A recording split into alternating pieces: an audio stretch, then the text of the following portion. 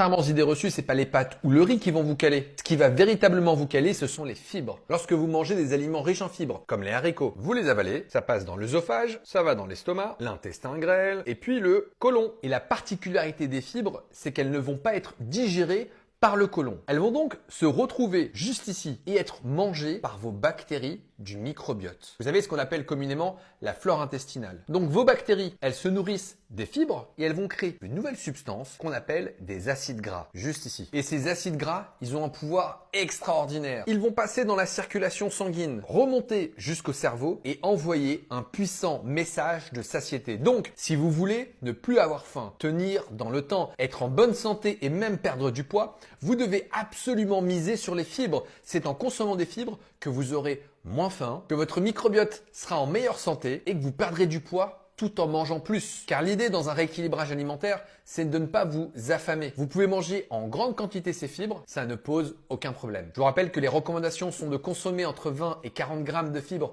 par jour. Or, seuls 15% des Français suivent ces recommandations.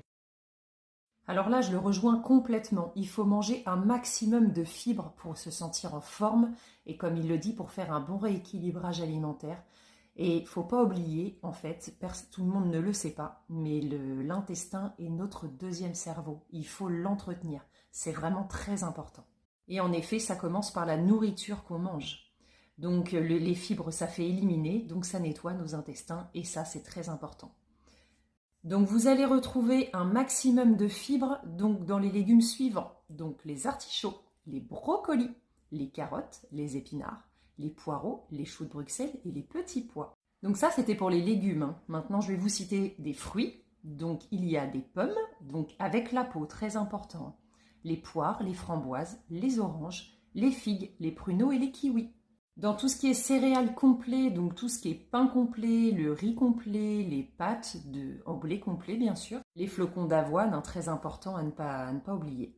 Bien sûr, très connu dans tout ce qui est légumineuse, les pois chiches, les lentilles.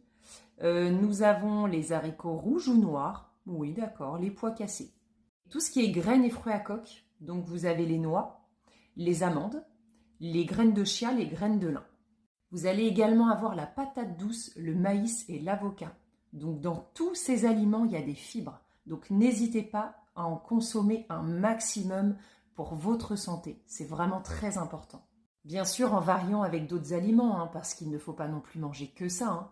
Mais il faut en manger un maximum et éviter surtout les produits transformés. Ça, c'est vraiment un cauchemar pour votre santé. Évitez au maximum et franchement, prenez soin de vous et nettoyez votre